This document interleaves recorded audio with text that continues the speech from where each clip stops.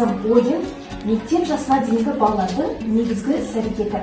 Қазақ халқының ұлы ойшылы Абай Құнанбаев ойын ойнап, ән салмай, өсер бала болар ма деп айтқандай, баланың өмірінде, сенің өмірінде ойын ерекше орын алады. Оның ішінде ұлттық ойындарымыз біздің ата-бабаларымыздан бізге берілген асыл қазынамыз. Сондықтан оны үйренудің, күнделікті тұрмыста қолданудың, қазіргі заман талабына сай бала тәрбиелеуде аса маңызы зор. Ойын баланың алдынан өмірдің есігін, жаңа есіктерін ашып, ұштаса береді екен. Қызым, әдеттегідей біз ұлттық ойындарды сүйіп ойнаймыз, иә? Соның ішінде асық ойындары біздің ең сүйікті ойындарымыз, дұрыс па? Екеуміз шертпек ойынын ойнауды қатты жақсы көреміз. Былай тізіп қой. Кел, бірге тізейік, кел.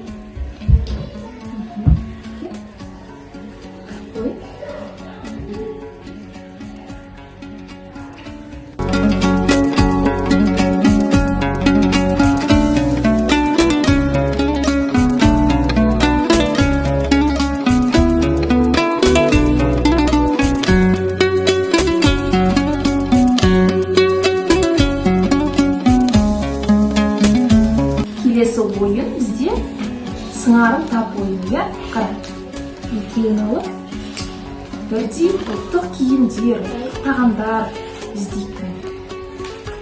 Бірдей ме?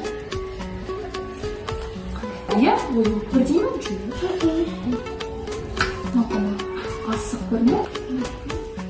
Келесі, келе ме? Домбыра, иә? Домбыра.